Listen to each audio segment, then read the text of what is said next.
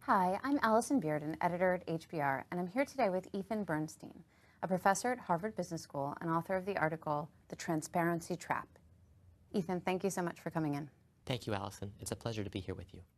So you've done a lot of research on how people work most efficiently and effectively, and you've found that privacy is key. But we live in the age of open plan offices and fluid collaboration and everyone bringing their authentic selves to work. So how do you navigate that balance? When we think of modern work environments, transparency has certainly been better for many things, but there can be such a thing as too much. And I think it's easiest to think of it from a human behavior standpoint through two perspectives, the perspective of the observer and the perspective of the observed. When we talk about transparency, we usually think about it from the observer's perspective. Observers who have more transparent work environments can use that visibility to improve collaboration, improve knowledge sharing, drive out wasteful practices. And in that sense, it would seem more is always better. But as human beings, when we're observed, we change behavior. So when we change the perspective to the observed's perspective, we tend to use the word privacy instead of transparency. Somehow understanding that from a human perspective, when we're observed, we change our behavior. We might shut down just a little bit, do a little less experimentation, really act in the way that those who are observing us would expect us to observe. And that can come at a cost to productivity. So if that's the case, then zones of privacy can be used as a managerial lever in order to ensure that more transparent work environments don't create less transparent employees. So how do you create zones of privacy? Through my research and in the article, I identify 4 types of boundaries that help to create productive zones of privacy. The first type of boundary is boundary around teams of individuals. Call those zones of attention, such that you don't feel like you're always performing on stage in front of the crowd. The second type of boundary is a boundary between feedback and evaluation. Call that a zone of judgment, such that every little thing you do doesn't get subject to politicking and impression management because you feel like you're being evaluated.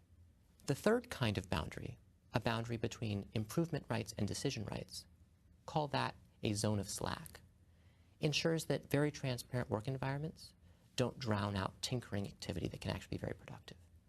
And the final, fourth kind of boundary, a boundary around periods of experimentation, call that zones of time, ensures that interventions are neither too frequent nor too infrequent. Can you give me some examples of this in practice? So let's start with the first boundary around teams of individuals, zones of attention. Valve software, which is very unique in that it allows its workers to self-allocate 100% of their time, allows their workers also to literally roll their desk. So you unplug the desk, roll it to a next location, and plug it back in again. Roll their desks to be part of teams that they're working on at that particular moment in time. Indeed, many at Valve will move their desks at least once, maybe multiple times a week. And when they've clustered in a place, they often find that cluster within a closed space. Not necessarily intentionally, but just because that's the way the office space works. And that does create these zones of attention such that the focus is really on the team and not on the rest of the organization. So I think that our viewers will get that idea, sort of creating small teams and giving them privacy. And I think probably also the idea of giving private time to individuals to work on new projects. But what does a boundary between feedback and evaluation look like? For quite some time, both managers and HR professionals have talked about the need to separate developmental feedback from evaluative performance. And yet, in a transparent age, that becomes much, much more difficult.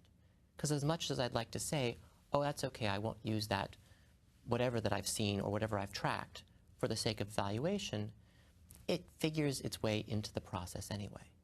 And so organizations that actually want to encourage employees to develop their skills using all this wonderful transparency without feeling like they need to hold back because it might be evaluated are providing these zones of judgment or boundaries around feedback. And in the article, you give an example of cameras, which sounds a lot like Big Brother to me. And in fact, the truck drivers in this example felt exactly like it was Big Brother. So if we could imagine the one place that's sacred for privacy, perhaps, in the workplace, it would be the cab of a truck on the road. And yet, a large US trucking company decided that for the purposes of both performance and safety, they wanted to put these drive cam cameras on the windshields of all of their cabs, both looking out and looking in. Truckers initially hated the idea, but initially warmed to it, as they understood that it would only be used for feedback. And here's how they did that. If an event was captured that was a willful breaking of the law or led to an accident, then it would indeed be sent to management. But otherwise, the video footage would only be used by coaches and only shared with that driver for the sake of drivers helping to improve their own safety records and their own performance. So let's move on to decision rights and improvement rights. How do you create zones of slack there? Managers are very used to the idea of decision rights, that clearly delineated decision rights in an organization will be helpful for making sure the decision-making is fast, easy, and far less frustrating than it might be otherwise. But imagine that in a far, far more transparent world, the kind of world that we're leading into. And all of a sudden, the person who doesn't have the decision right feels as if they're being watched by someone who does, and therefore is far less likely to tinker with things such that they might come up with the idea that improves the process they're working on.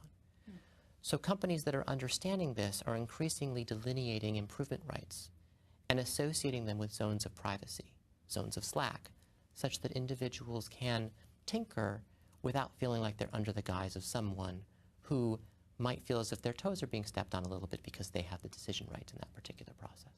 Terrific. Well, it's really interesting research. Thank you so much for sharing your insights. It's great having you in. Thank you, Allison. It was a pleasure being transparent with you today.